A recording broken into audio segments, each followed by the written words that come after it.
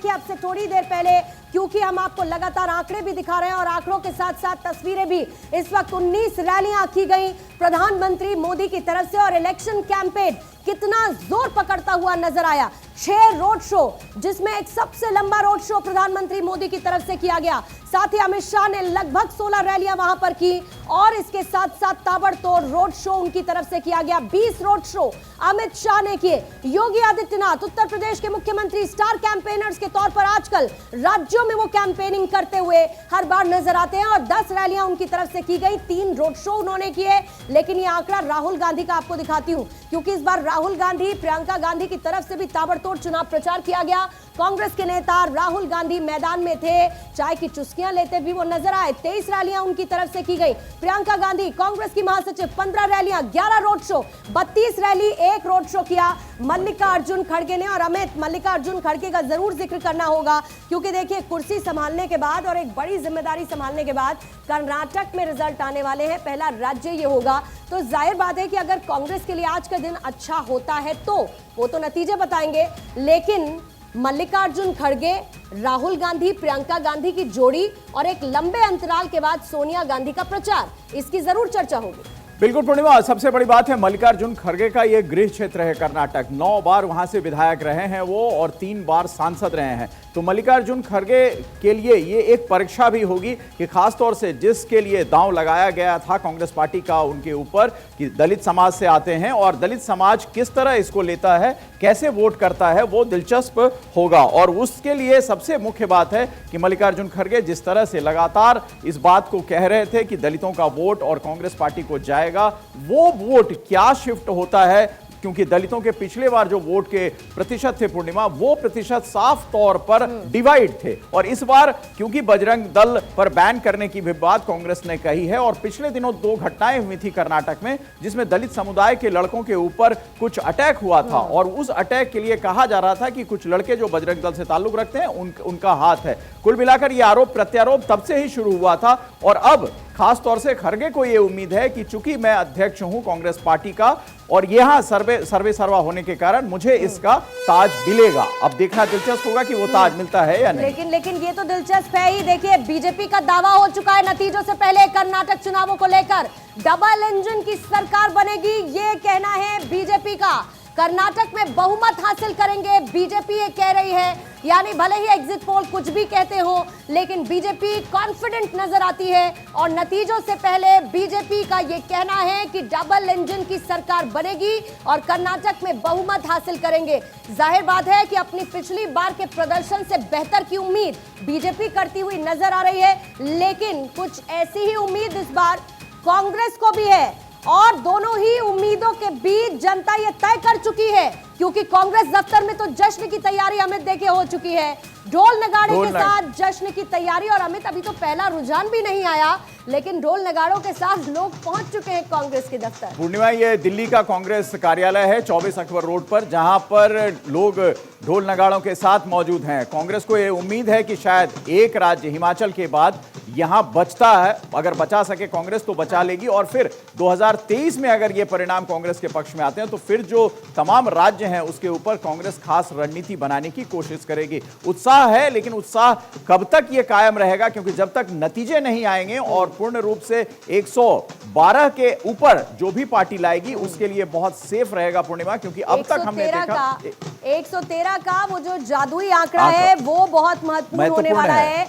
और हमारे साथ देखिए मेहमान भी जुड़ चुके हैं, राजनीतिक विश्लेषक हमारे साथ मौजूद हैं। हमारे साथ सर्वेश जी इस वक्त मुझे नजर आ रहे हैं स्क्रीन पर। इसके साथ हमारे तमाम संवाददाता भी हमारे साथ मौजूद हैं, जो तस्वीरें अलग अलग जगह से कैसी आ रही है। और बेंगलुरु देखिए बड़ा सेंटर हो जाता है, तो बेंगलुरु में क्या हाल है, चाहे वो बीजेपी दफ्तर हो या फिर कांग्रेस का दफ्तर हो। परविंदर सेठी इस वक्त आपको थोड़ी देर में स्क्रीन पर नजर आ जाएंगे, राजनीतिक विश्लेषक, वो भी हमारे साथ जुड़ चुके हैं। और जैसा कि मैंने सर्वेश पाठक जी का जिक्र किया, वो भी हमारे साथ मौजूद है, इनसे भी हम चर्चा करेंगे क्या देख रहे हैं, वो क्या सोच रहे हैं।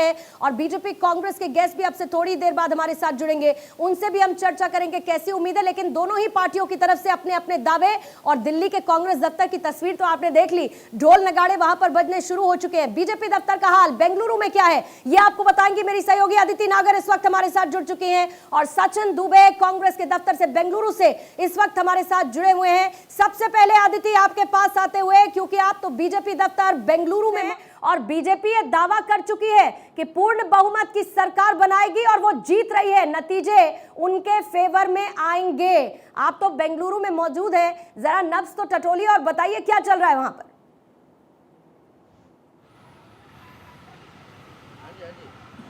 देखिए, आज जितना इंतज़ार बीजेपी को है इस नतीजों का, जितना इंतज़ार कांग्रेस को है, उतना ही लगता है इंतज़ार आज बजरंगबली को भी होगा, क्योंकि उनके नाम का इस्तेमाल इतनी बार हुआ है कि बजरंगबली को भी लग रहा होगा कि किस ऊँट बैठेगा, ये करवट किस ऊँट बैठेगा। दूसरी बात यह है कि बजरंगबली का आशीर्वाद किसको मिलेगा। दावे लगातार सब कर रहे हैं, आप भी बता रही हैं कि दावे भारतीय जनता पार्टी ने भी किए हैं, लेकिन आपको पहले मैं बता दूं कि मैं भारतीय जनता पार्टी कार्यालय के बाहर मौजूद हूं और फिलहाल यहाँ जश्न जैसा माहौल तो नहीं है, लेकिन पहले कई बार ऐसा हो चुका है कि जश्न की तैयारी होते होते फिर चीज़ें बदल गई हैं। इसलिए भारतीय जनता पार्टी जब तक पुख्ता नहीं हो जाती तब तक ना हेडक्वार्टर दिल्ली में और ना स्टेट में कोई ऐसा जश्न होता है।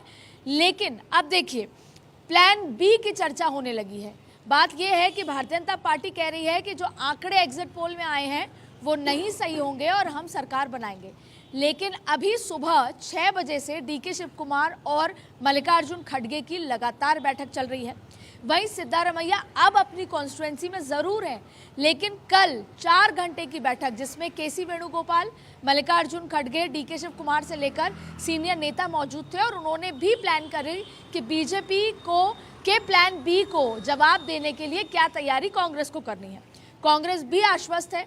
सिद्धारमैया बोल चुके हैं कि हम 130 तो ला ही रहे हैं और अगर उससे पार चले जाएं तो कोई आश्चर्य की बात नहीं होगी। लेकिन तमाम मुद्दे रहे हैं। ये मुद्दा रहा है, जैसे हम लगातार चर्चा करते हुए आए हैं, कि वो 40% की सरकार, कमीशन खोरी से लेकर भ्रष्टाचार का मुद्दा, और कहीं ना कहीं कांग्रेस खुद ये मान रही है कि जमीन पे इस बार हमको समर्थन देखने को मिला है। लेकिन लगातार बहुत कुछ कहना भी देखिए, ये मुद्दे जब रुझान आने अब से थोड़ी देर में शुरू हो जाएंगे तो इन मुद्दों पर चर्चा और बहुत ज्यादा दिलचस्प होने वाली है, क्योंकि बीजेपी से अभी अमित तिवारी भी हमारे साथ जुड़ चुके हैं। वो बीजेपी के प्रवक्ता है। अमित जी, स्वागत करती हूँ आपका भारत 24 पर और आऊंगी आपकी प्रतिक्रिया लेने के लिए। लेकिन कांग्रेस दफ्तर से बेंगलुरु में मेरे सहयोगी सचिन इस वक्त हमारे साथ जुड़े हुए हैं। सचिन, मौसम का मिजाज क्या कहता है? ठंडक है या फिर सियासत की गर्मी चरम पर?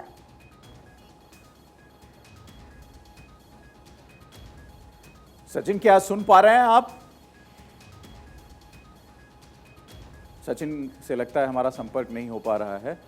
और आनंद के पास चलते हैं सीधा। आनंद भारतीय जनता पार्टी के मुख्यालय दिल्ली में मौजूद हैं इस वक्त। आनंद, क्या और किस तरह की प्रतिक्रियाएं आनी शुरू हुई हैं या अभी नेता आने अभी बाकी हैं बीजेपी हेडक्वार्टर पर? किस तरह? जी बिल्कुल अमित जी, मैं अगर बताऊं तो कर्नाटक को लेकर लगातार बीजेपी, जैसे कि कुछ देर पहले ही हमारी पॉलिटिकल एडिटर दीदी नागर भी बता रही थी कि पूरी अस्वस्थ है। उसको यकीन है कि तमाम एग्जिट पोल में जो आंकड़े आए थे, रिजल्ट उसके विपरीत होगा। इतिहास भी गवाह है, कई बार एग्जिट पोल्स लगातार फेल हुए हैं, जिसके बाद बीजेपी को उम्मीद है कि कर्नाटक, जो कि गेट है साउथ का, उसमें बीजेपी एक बार फिर अपनी सरकार बनाएगी। लेकिन उसके साथ साथ अगर बीजेपी की बात करें, दुनिया की सबसे बड़ी पार्टी है, जितनी बड़ी पार्टी है उतना ही बड़ा या कहें स्ट्रॉन्ग डिसिप्लिन भी इस पार्टी के अंदर देखने को लगातार मिलता रहा है।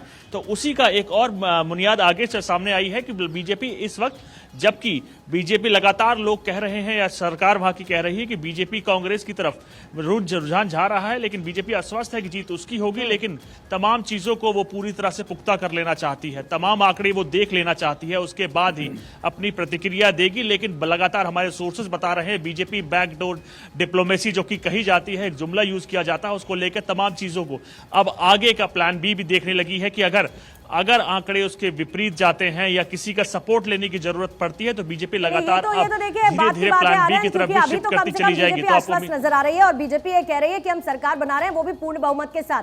अमित तिवारी, थोड़ा सा इंतजार हो जाता। अभी तो कितना बज रहा है? अभी 7 बज के लगभग 35 मिनट, माफ कीजिएगा 41 मिनट इस वक्त हो चुके हैं और सिर्फ 20 मिनट है। लेकिन आपने तो अभी से कह दिया कि हम पूर्ण बहुमत की सरकार बना रहे हैं और बीजेपी जीत रही है।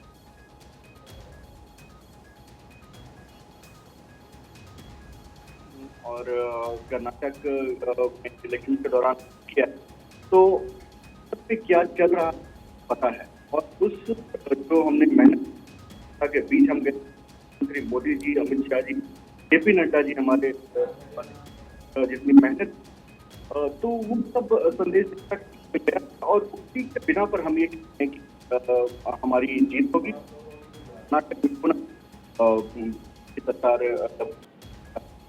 देखिए अदिति पूर्णिमा जी, एक बात और जो भी पोल वो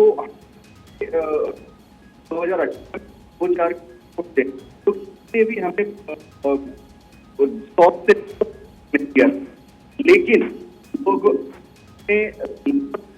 सबसे प्रोग्रेस है और सरकार भी बना। इस तरीके से कांग्रेस को नाम मिलते तोड़ वो करके जो कि अमित जी के ऑडियो में कुछ प्रॉब्लम है, टीम उसको सॉर्ट आउट करें। और इसके अलावा स्टूडियो में हमारे 2 और गेस्ट मौजूद हैं, परविंदर सेठी। हम चाहेंगे कि परविंदर जी आपकी तरफ से क्या लग रहा है कर्नाटक को लेकर, जिस तरह आप लोगों ने तमाम पहले बयान दिए हैं, आज अब थोड़ी देर के बाद रुझान आने शुरू हो जाएंगे, आपका आकलन क्या कहता है? देखिए, ये चुनाव बहुत दिलचस्प होने वाला है क्योंकि सारे देश की नज़रें कर्नाटक के चुनाव के ऊपर हैं। ये आने वाले समय में जो 2024 के चुनाव हैं उसका भविष्य तय करने वाला है। और इसके अंदर जितने एग्जिट पोल हैं सबने कांग्रेस को बढ़त दी है, लेकिन जो सीटों का गैप है वो बहुत कम है। जो आखिरी दिन बढ़त दी है लेकिन बहुमत नहीं दी है। हाँ, आखिरी दिन में जो मोदी जी का रोड शो हुआ है उसमें भी काफ़ी चेंजेस हो सकते हैं। 10, 12, 15 सीटों का ही फ़र्क है जितने भी एग्जिट पोल के अंदर जिन्होंने बताया गया है बड़े बड़े चैनल्स ने। तो इसमें बिल्कुल ये तय कर पाना बड़ा मुश्किल है कि कौन सी पार्टी सत्ता में आएगी। कभी भी कुछ भी चेंज हो सकता है। अब तो थोड़ी देर में क्लैरिटी देखिए होने ही वाली है क्योंकि 7:44 हो चुके हैं, यानी आपसे ठीक 16 मिनट बाद पहला रुझान आपके सामने होगा भारत 24 पर। ऊपर की टैली में नंबर आपको तब्दील होते हुए नजर आएंगे और क्योंकि चुनाव के नतीजे आज बहुत दिलचस्प है और इसीलिए तैयारियां भी दिलचस्प की गई।